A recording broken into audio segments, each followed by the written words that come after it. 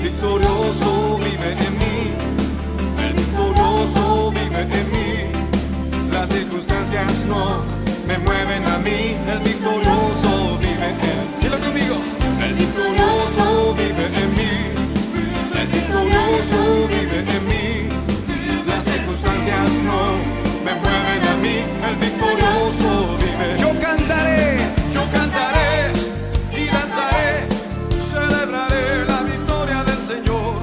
No temeré al pelear, pues la victoria es del Señor. ¡Aleluya! El victorioso vive en mí. ¿Cómo? El victorioso vive en mí. Las circunstancias no me mueven a mí, el victorioso vive en mí. El victorioso vive en mí, el victorioso vive en mí. Las circunstancias no me mueven a mí, el victorioso. Yo cantaré, di conmigo. Yo cantaré y danzaré, celebraré la victoria del Señor. No temeré al pelear, pues la victoria es del Señor.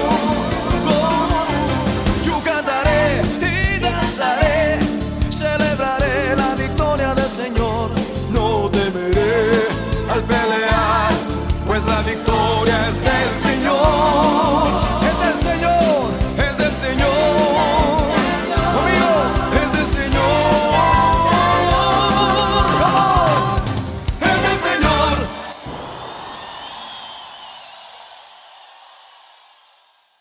Estas palabras de Pablo en Romanos 8 corresponden a un hombre que ha tenido una experiencia extraordinaria con Dios. Pablo era, antes de servir al Señor, un hombre celoso de su fe legalista a tal grado que llegó a perseguir a los cristianos, a la iglesia de Jesucristo.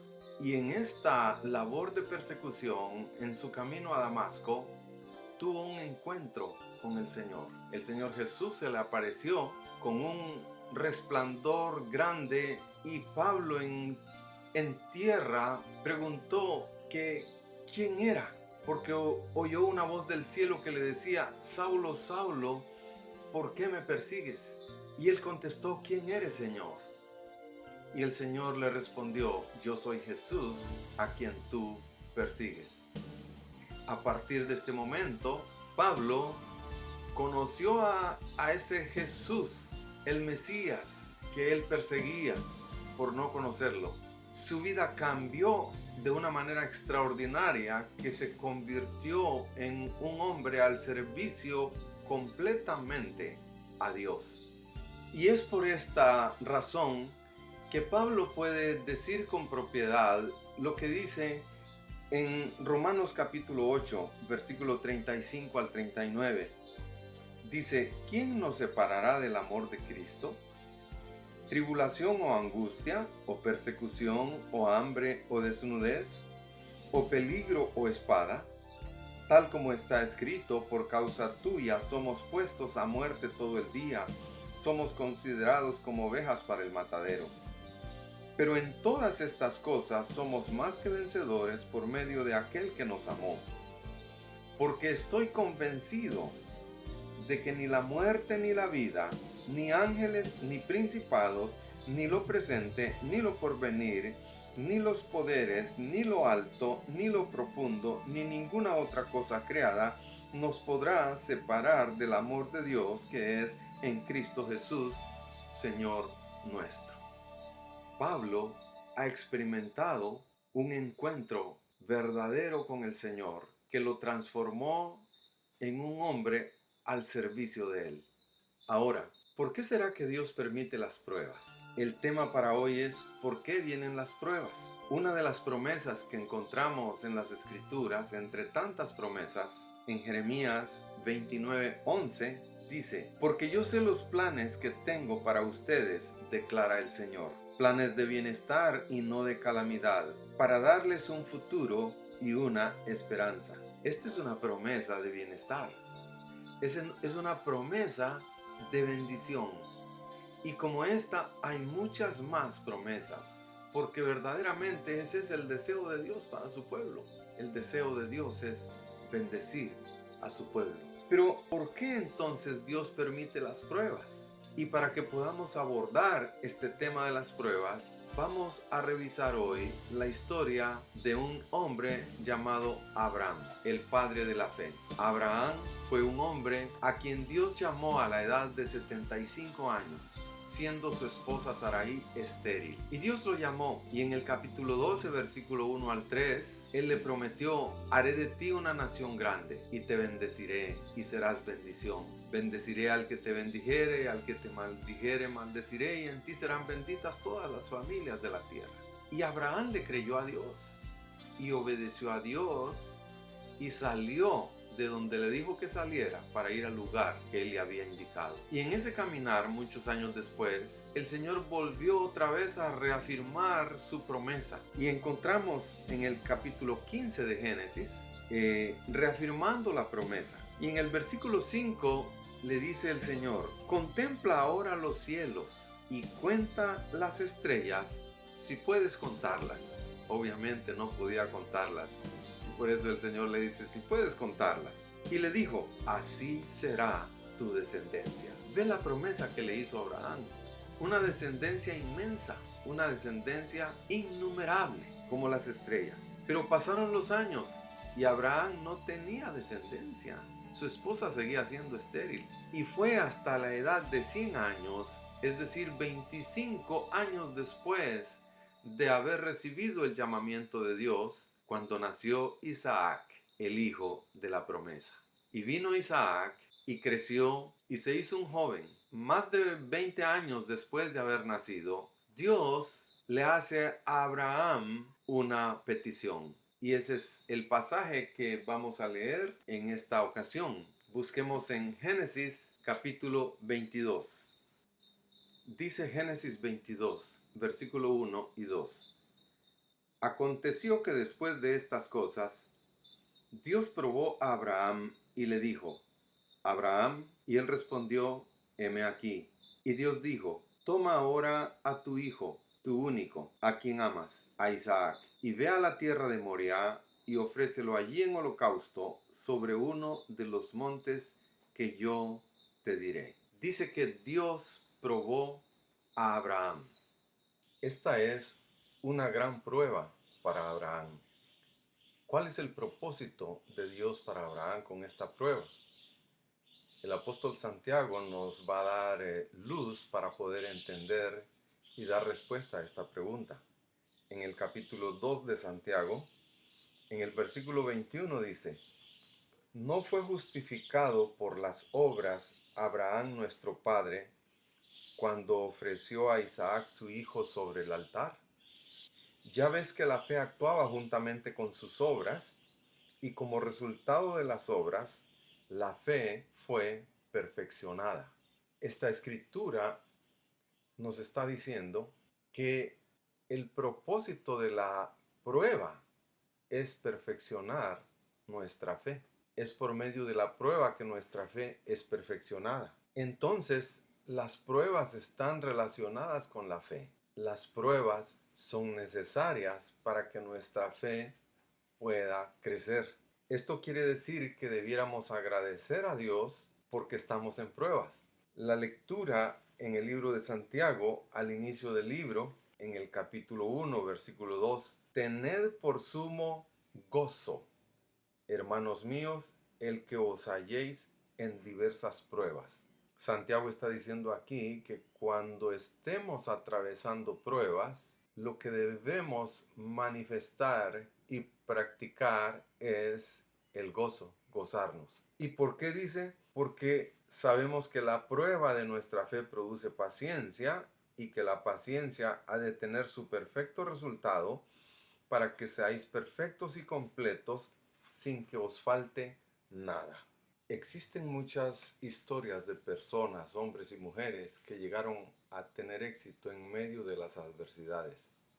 Personas con discapacidades físicas o personas sin recursos o con ningún recurso económico. La adversidad se transformó en una plataforma para poder salir adelante y levantarse. Sin duda alguna, estas historias son motivadoras y fascinantes, y las pruebas tienen un impacto en esa vía.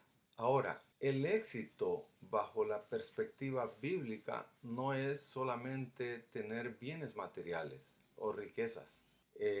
Mientras que desde el punto de vista bíblico, el éxito o la prosperidad es integral. Para el ser humano en general es acumular riquezas. Pero el Mesías nos dice en el Evangelio de Mateo, en capítulo 6, desde el versículo 19 al 34, desarrolla el tema sobre las preocupaciones, sobre los afanes por las cosas materiales.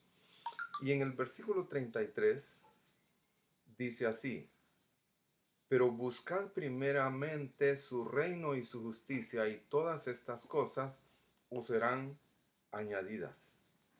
El Señor llama a las necesidades materiales añadiduras. Bajo la perspectiva de Dios, las riquezas tienen como propósito suplir las necesidades del ser humano y que además tenga para compartir con los que no tienen.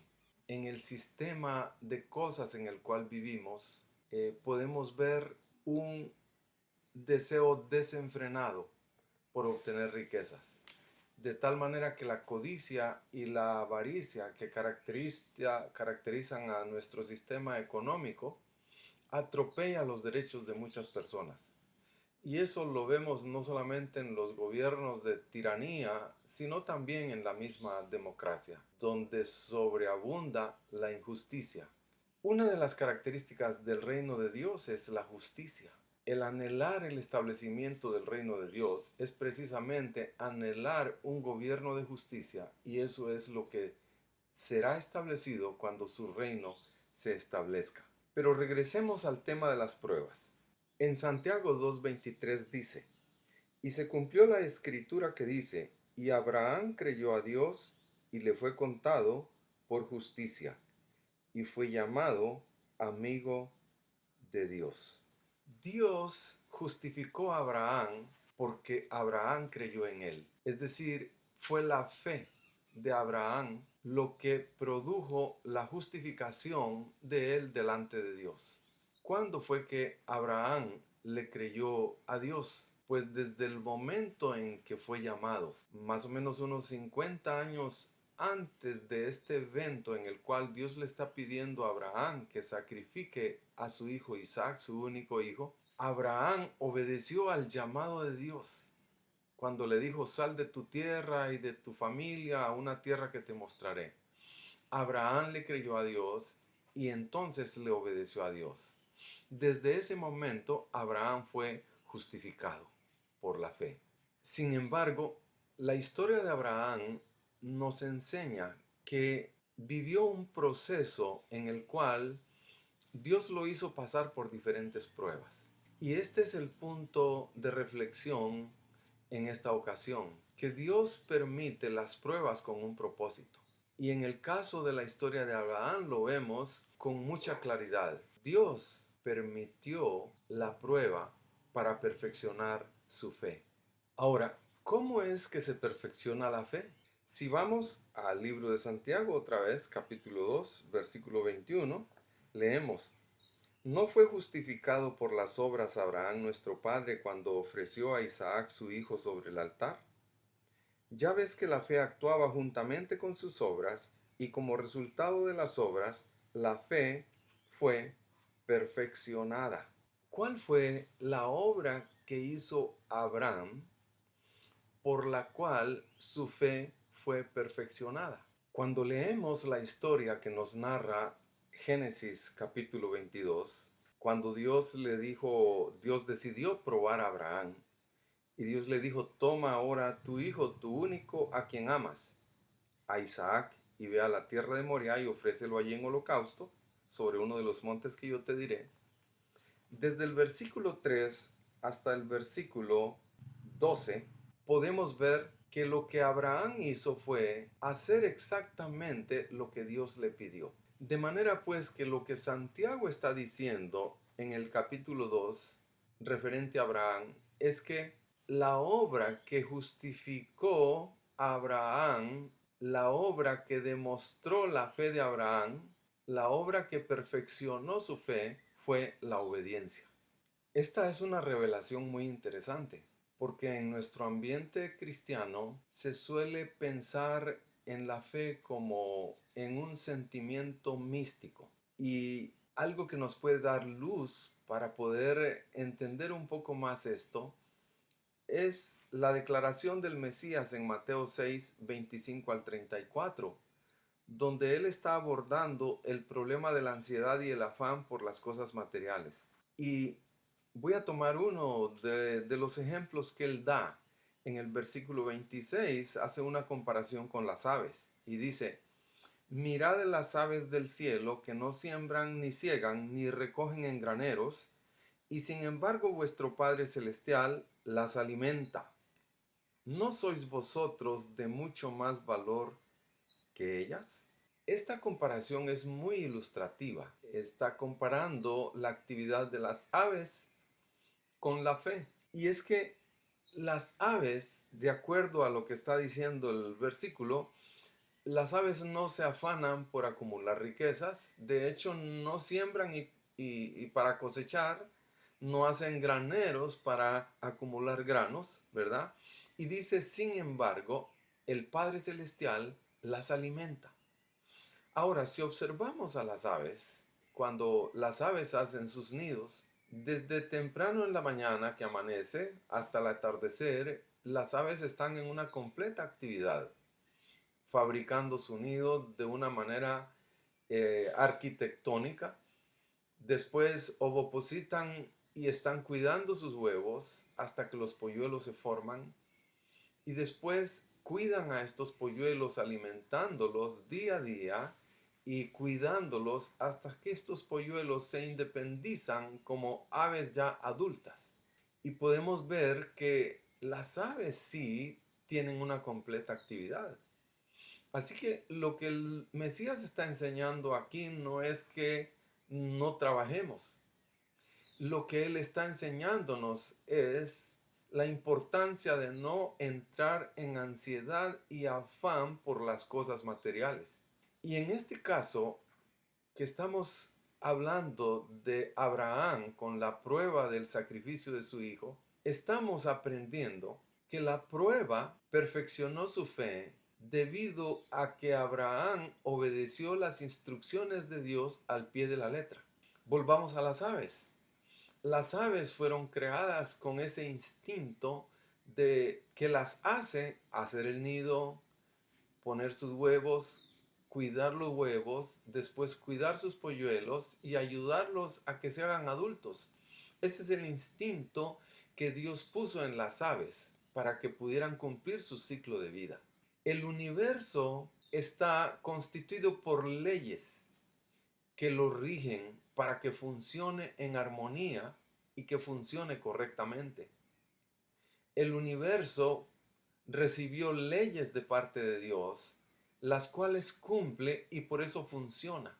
La luna gira alrededor de la Tierra a una distancia específica, y si la luna se acercara más de esa distancia, produciría un problema grave en la Tierra, porque la luna hace que los océanos se muevan. Y si la luna se acercara más, las mareas serían más altas e inundarían las ciudades. Pero la luna se mantiene en su órbita, obedeciendo la ley que Dios puso para ella. La Tierra da vueltas alrededor del Sol, gira alrededor del Sol en su órbita, produciendo las diferentes estaciones en el año. Y se mantiene ahí obedeciendo a la ley que Dios puso para que orbitara. Es interesante que Dios puso leyes en el universo y el universo las obedece. Y puso leyes para la criatura más importante, que es el ser humano. Pero el ser humano es la única criatura que deliberadamente decide rebelarse contra sus leyes. Y aunque la creación obedece las leyes de Dios, Dice la Escritura que la creación ha sufrido el impacto del pecado del ser humano. El apóstol Pablo lo desarrolla en Romanos capítulo 8. Dice que la creación fue sujeta a vanidad, no por su propia voluntad, y que la creación anhela ser liberada de la esclavitud de corrupción a la que ha sido sujeta por causa del pecado, y anhela la manifestación gloriosa de los hijos de Dios. Entonces, así como el universo se rige por las leyes de Dios, el hombre necesita de igual forma conducirse de acuerdo a los mandamientos de Dios, porque precisamente la obediencia a esos mandamientos es lo que completa y activa la fe. El justo por la fe vivirá. Es por medio de la fe que necesitamos vivir. Entonces tenemos aquí un proceso. El hombre natural está perdido y esclavo por el pecado. Dios se acerca al hombre natural, al ser humano, para rescatarlo, para liberarlo. El hombre recibe por la fe esa libertad que Dios le da. Y de ahí en adelante, su fe será perfeccionada mediante la obediencia. Y esa obediencia va a ser probada precisamente en situaciones difíciles. Las pruebas van a ser el ambiente por el cual la obediencia se va a manifestar o no se va a manifestar. Y cuando la obediencia se manifieste en medio de la prueba, la fe va a crecer. Ahora, ¿por qué entonces las pruebas son el medio para poder perfeccionar la fe? Porque cuando llegan las pruebas hay dos posibilidades. Que reaccionemos de acuerdo a la carne, a nuestros instintos puramente humanos, o que reaccionemos guiados por el Espíritu de Dios. Porque obviamente las pruebas no son algo muy agradable. Las pruebas son difíciles. Las pruebas son un reto para el ser humano. Y entonces tenemos nada más dos maneras de afrontarlas. O las afrontamos de acuerdo a las intenciones humanas, al fruto de la carne, o las enfrentamos guiados por el Espíritu del Señor. Cuando nos dejamos guiar por el Espíritu del Señor, el Señor nos va a conducir a dar pasos de obediencia en medio de las pruebas, de tal manera que esas pruebas se van a transformar en la plataforma para poder desarrollar el propósito que Dios tiene para nuestras vidas. En esta circunstancia de la prueba, entonces o le creemos a Dios y damos el paso de obediencia, no importa que pareciera que vamos a perder aquello que queremos o que anhelamos. Abraham había esperado casi 50 años a este momento, porque esperó 25 años para que Isaac naciera, pero debieron pasar más de 20 años para que llegara este momento de la prueba de sacrificar a su hijo sobre el altar en holocausto. Entonces Abraham podía haberse aferrado a su hijo. 50 años habían transcurrido. Era el hijo de la promesa. Y él podía haberse aferrado a su hijo. Y él pudo haber razonado que cómo era posible que Dios le pidiera que le sacrificara a su hijo si era el único y era la promesa de una descendencia grande. Pero Abraham decidió seguir la dirección del Espíritu de Dios antes que sus propios instintos. De hecho, en la lectura de Génesis 22 no encontramos absolutamente ningún cuestionamiento de parte de Abraham, sino que obedeció al pie de la letra la instrucción. Y al final, cuando él iba a sacrificar a su hijo, Dios lo detuvo y le proveyó un carnero, un animal para que pudiera hacer el sacrificio que sustituía al sacrificio de su hijo. Abraham pues le creyó a Dios. Yo creo que vayamos a Hebreos 11, porque Hebreos 11 nos habla de una serie de personajes que le creyeron a Dios. Y debido a que le creyeron a Dios, pusieron su fe en las promesas de Dios, su fe les fue contada por justicia. Y ellos pudieron recibir esa justicia de Dios por la fe. En el versículo 17 hasta el 19 dice así: por la fe Abraham, cuando fue probado, ofreció a Isaac, y el que había recibido las promesas ofrecía a su único hijo. Fue a él a quien se le dijo: en Isaac te será llamada descendencia. Él consideró que Dios era poderoso para levantar aún de entre los muertos, de donde también en sentido figurado lo volvió a recibir. En esta escritura nos está diciendo que Abraham era consciente de lo que Dios le estaba pidiendo. Y Abraham estaba mirando con los ojos de Dios más allá de la circunstancia. Qué difícil es cuando atravesamos pruebas poder levantar nuestros ojos y mirar a través de la palabra de Dios y poder mirar a través de los ojos de Dios esa circunstancia y poder encontrar que más adelante hay algo diferente conforme al propósito de Dios.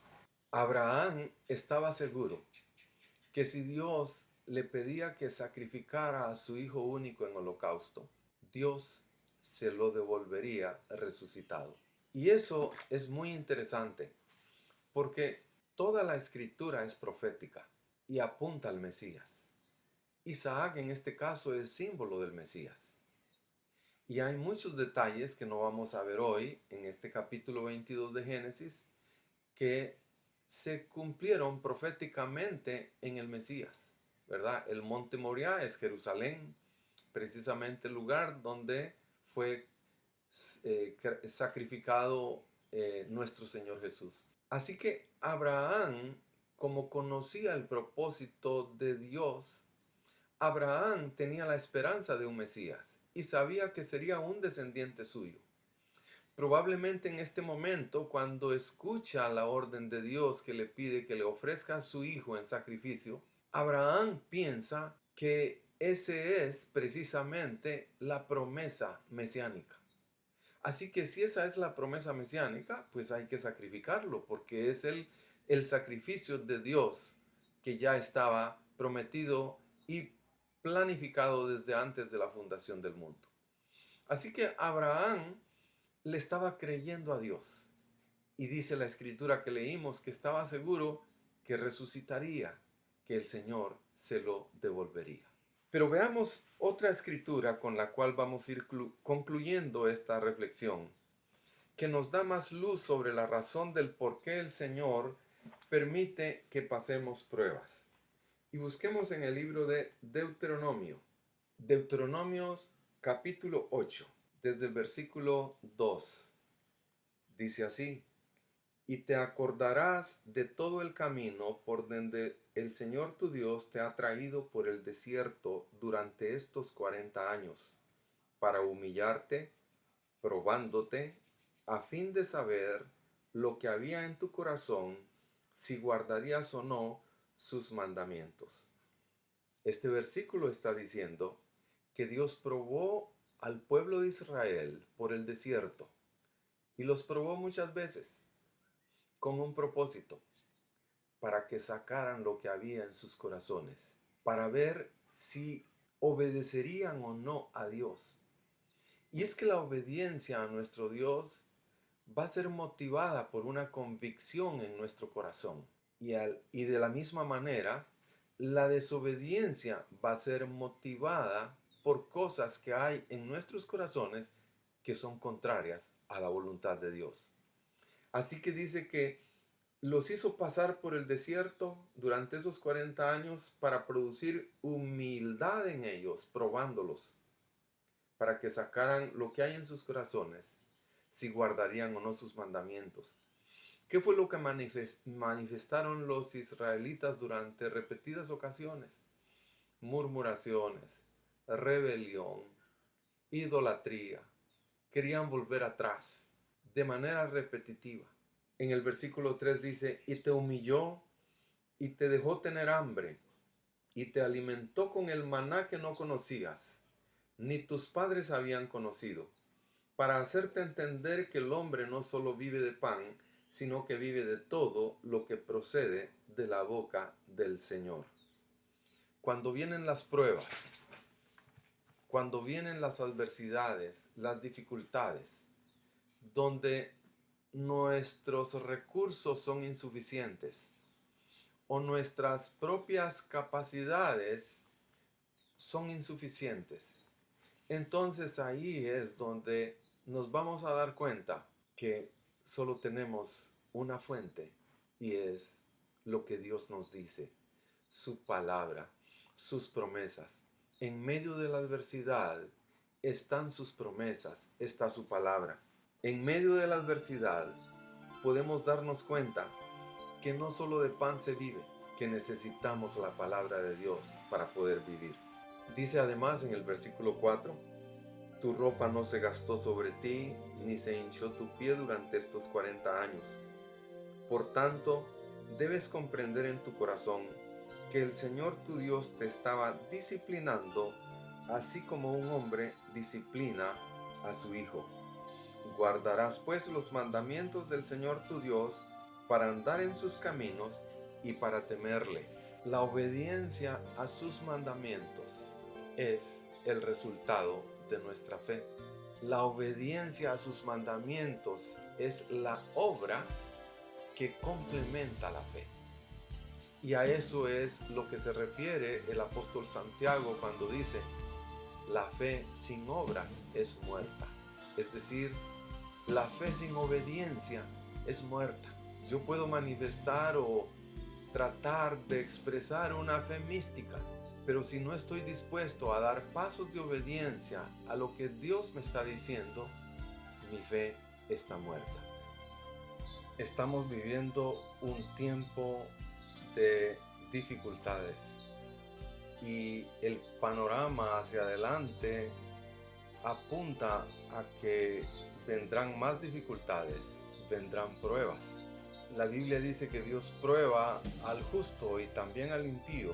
Las pruebas son parejas, pero cuando nuestra confianza está puesta en el Señor, Él nos fortalece, Él es nuestra ayuda, Él nos perfecciona, Él nos establece.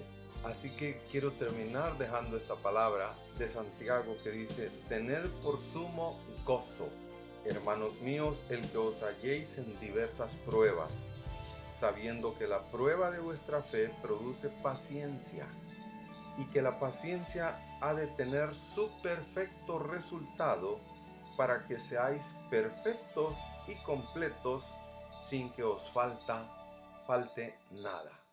Que el Señor fortalezca nuestras vidas y nos ayude con su Espíritu Santo a poder vivir los días que estamos viviendo en obediencia a su palabra.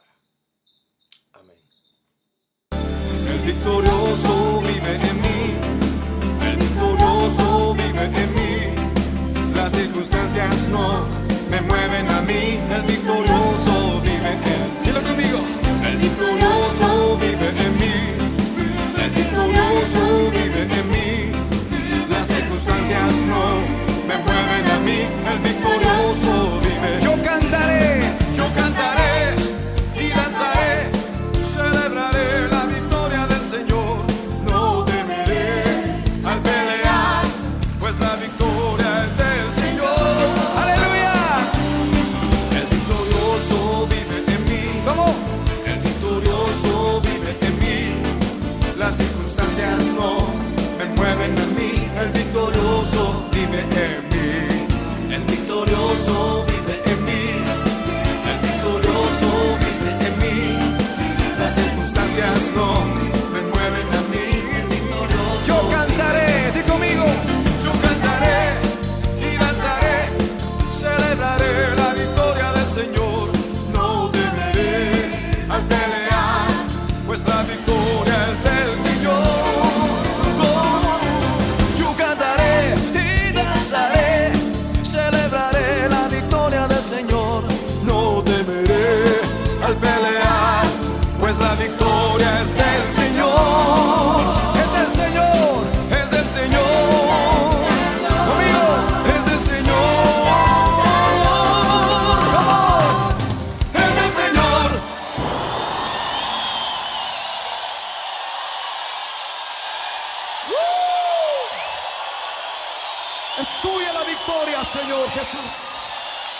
amamos y te exaltamos, Señor. Aleluya.